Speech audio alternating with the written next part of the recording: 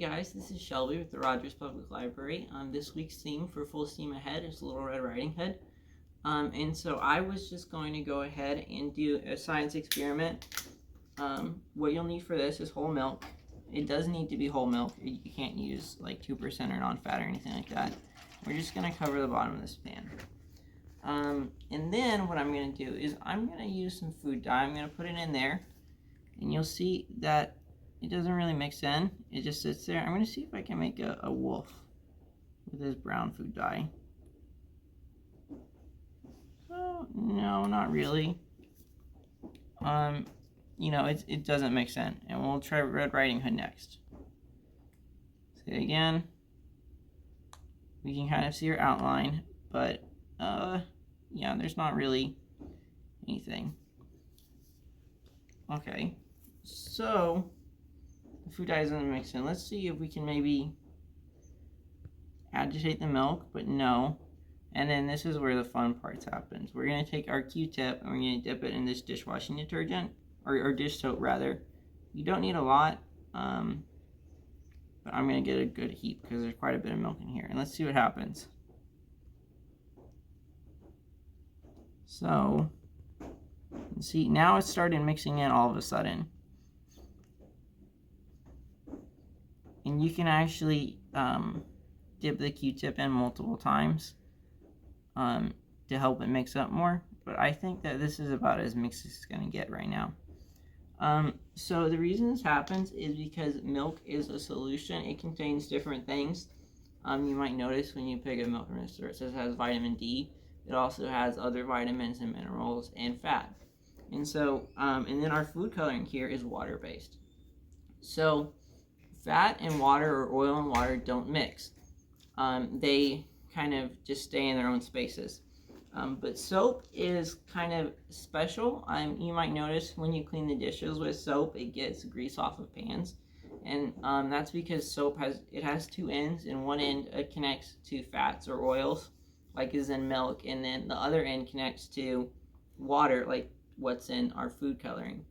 And so when you put the soap in there, the food coloring starts connecting with the fat molecules that are in the milk, and when that happens, it agitates it and it just spreads out all over the place. So that's our experiment for this week.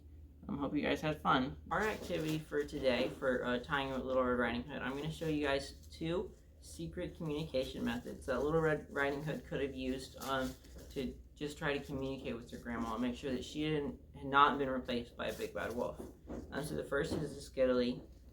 This is something that the ancient Romans and Greeks used. Its name comes from the Greek word for baton.